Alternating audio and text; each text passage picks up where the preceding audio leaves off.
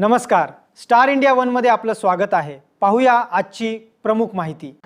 श्री क्षेत्र बालमटाकळी ते श्री क्षेत्र पंढरपूर पायी दिंडी सोहळ्याचे भक्तिमय वातावरणात प्रस्थान।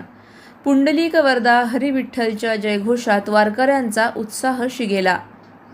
शेवगाव तालुक्यातील श्री क्षेत्र बालमटाकळी येथील हरिभक्त परायण वैकुंठवासी दिनकर महाराज देशमुख यांच्या कृपाशीर्वादाने गेल्या 29 वर्षांपासून अखंड सुरू असलेल्या तसेच दिंडी चालक हरिभक्त परायण कृष्णा महाराज देशमुख, हरिभक्त परायण साध्वी शीतलताई महाराज देशमुख आणि दिंडीचे व्यवस्थापक रामायणाचार्य भजन सम्राट हरिभक्त परायण रामेश्वर महाराज देशमुख यांच्या नेतृत्वाखाली श्री क्षेत्र बालमटाकळी ते श्री क्षेत्र पंढरपूर पायी दिंडी सोहळ्याचे मंगळवार दिनांक 14 रोजी सकाळी मोठ्या उत्साहपूर्ण आणि भक्तिमय वातावरणात प्रस्थान झाले।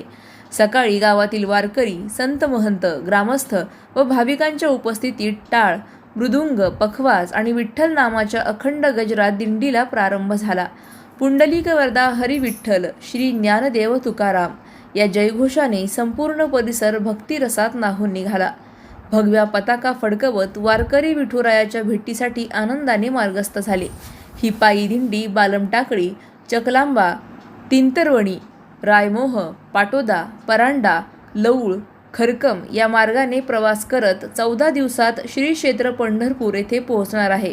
वाटेत विविध गावांमध्ये वारकऱ्यांचे स्वागत, कीर्तन, भजन आणि हरिनाम सप्ताहाचे कार्यक्रम होणार आहेत, अशी माहिती दिंडी चालक हरिभक्त परायण कृष्णा महाराज देशमुख, हरिभक्त परायण साध्वी शीतलताई महाराज देशमुख तसेच दिंडीचे व्यवस्थापक रामायणाचार्य भजन सम्राट हरिभक्त परायण रामेश्वर महाराज देशमुख यांनी दिली।